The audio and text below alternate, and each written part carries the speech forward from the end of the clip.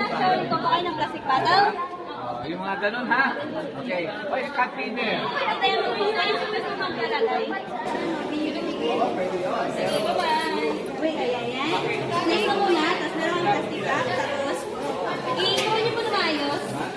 Parang isa. Grabe namang to yun sa Erica, ano yung mga kapalibila? mabilis siya. Maganda po. Bago lang ang service ko. Tapos, may free water ka. 1 cup lang. Kasi, ano kami yan? Yes. Ay, sorry ah. Tapos, bali dyan. Ano, yung ano na to is, yung code na to is, kapag puno na yung bin mo, which is nasa loob na to, mag-alarm siya na garbage full, change loading, ganyan, something like that. And yung nakakood niya is at least 2. So, let's try another one. Dapat after na ito, may free mag-siya ng konti. Days na ka. Tapos, lagay niyo. Bali, ilagay niyo po. Tapos, mag-press na. Huwag niyo po muna. Yan, yun. Tapos, may free water po kayo. At least yan natin na-promise ko yung kanya. Kami first customer dyan. Tapos after nyan, masabi siya, remove the garbage bin is full. Tapos after nyan, magta-timer siya. So within 2 minutes, kailangan mapalitan mo yung garbage, which is ito yung gate niya, ito yung garbage niya.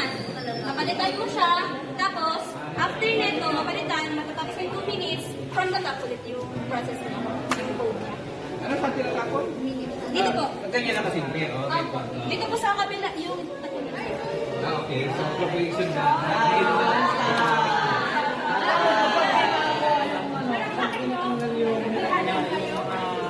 Sige, tanong. Kailangan ko yung garbage job. Anong specific time? Anong mayari? Ano, kasi yung program kasi nito, yung ginamit kasi namin na servo, kasi may mga tiles tayo na servo, which is yung 90, 180, and 360. Bali, yung nabili namin is 360. Yung 360 is nag-rotate siya ng 360. Eh, yung kailangan namin is 180 lang. So, we have to make 222. So, ang ginawa namin, et cetera, sir. So, ang ginawa namin, kailangan namin gawin, mag-act yung servo namin na 360 into 180.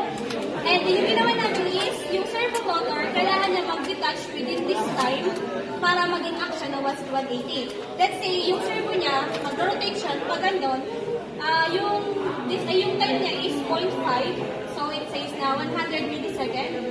100 millisecond, mag-detach siya. Kasi ito ay connected sa Arduino. Yung power niya is magagaling sa Arduino. And yung power, kapag sa Arduino papunta sa servo. So, pag pinuman ko yung Arduino, sabihin ko sa Arduino, within 500 millisecond, kailangan mag-detach ng power sa servo. So, mag-command siya. So, mag-stop yung servo, hindi siya mag-move as 360. Instead, mag-move siya as 180. Tapos, after that second, kasi kailangan siya mag-detach ng 5 seconds. So, after 5 seconds, i-command ko ulit siya na i-reverse mo yung pag-rotate niya pabalik sa 0. So, in that case na, yung servo namin is 360, pero nag-act siya as 180. Yes. Tapos, itong display naman niya, gamit namin dito is LCD 16x2y2C. So, bale, 16 to 16 sa baba. Pero kung kahit ano naman po ilagay nyo dito, as long as kaya ng 16 character, including the space. Bale, ang gamit po namin dito is Arduino, servo motor, LCD, mga wires, buzzer. Sensor. Yung battle count po na dito, except nyo po yung pin. Oo, yung nilagay namin is 2 para mabilis yung makita kung ano yung next na step na gagawin niya. Pero kayo, depende kayo kung gusto nyo gawin 15 or ano, depende kung anong capacity ng garbage or yung lagayan nyo. Then, pwede nyo siya gawin 50 kung kaya nyo or kung kaya ng garbage bag. Pero yung ginawa namin is hanggang 2 lang para makita nyo agad kung anong next step na gagawin. So, bale, di ba naka-0 yan? Ginawa namin, nakakuha lang doon is pang 2 bottle lang. So, pag count na yung mag-2, magsasabi siya ng garbage is full, remove the bin. Tapos, pag-buzzer siya ng 3 seconds, yung indicator na kailangan mo nang i-remove the bin. Tapos, pag mag-buzzer siya ng 3 seconds, mag-countdown siya into 2 minutes. Tapos, within 2 minutes, mariremove siya. Kasi nga, yung gamit namin is servo motor lang. And then, ito is, dapat yung